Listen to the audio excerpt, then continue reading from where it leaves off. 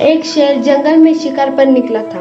एक लोमड़ी अचानक उसके सामने आ गई। लोमड़ी को लगा कि अब उसे कोई नहीं बचा सकता, लेकिन उसने हार नहीं मानी और अपनी जान बचने के लिए एक तरकीब सोची। लोमड़ी ने शेर से कड़े शब्दों में कहा, तुम्हारे पास इतनी ताकत नहीं है कि मुझे मार सको। यह सुनकर शेर थोड़ा अचंभित हुआ। उसने पूछा, तुम ऐसा कैसे कर सकती हो? लोमड़ी ने अपनी आवाज और ऊंची करते हुए बोली, मैं तुम्हें सच बता देती हूँ। ईश्वर ने स्वयं मुझे इस जंगल और जंगल में रहने वाले सभी जानवरों का राजा बनाया है।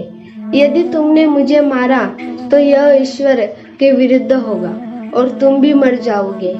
कुछ देर चुप रहने के बाद लोमड़ी ने कहा, अगर विश्वास नहीं हो रहा है तो तुम मेरे साथ जंगल घूमने चलो। तुम मेरे पीछे चलना और देखना कि जंगल के जानवर मुझसे कितना डरते हैं। शेर उसके लिए तैयार हो गया। लोमड़ी निडर होकर शेर के आगे आगे चलने लगी। लोमड़ी के पीछे शेर को चलने देखकर जंगल के दूसरे जानवर डर कर भाग गए। कुछ देर जंगल में घूमने के बाद लोमड़ी ने शेर से सवाल किया, क्या तुम्हें मेरी बात पर विश्वास हुआ? कुछ देर चुप रहने के बाद शेर ने कहा, तुम ठीक कहती हो, जंगल की राजा तुम ही है।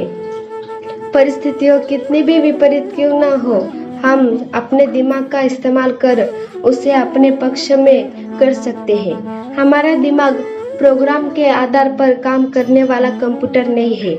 दिमाग हो आउट ऑफ बॉक्स सोचने की क्षमता है। हर समस्या का समाधान तलाशने की ताकत है। यह तभी संभव होगा जब हम विपरीत परिस्थितियों में भी अपना धैर्य बरकरार रखेंगे।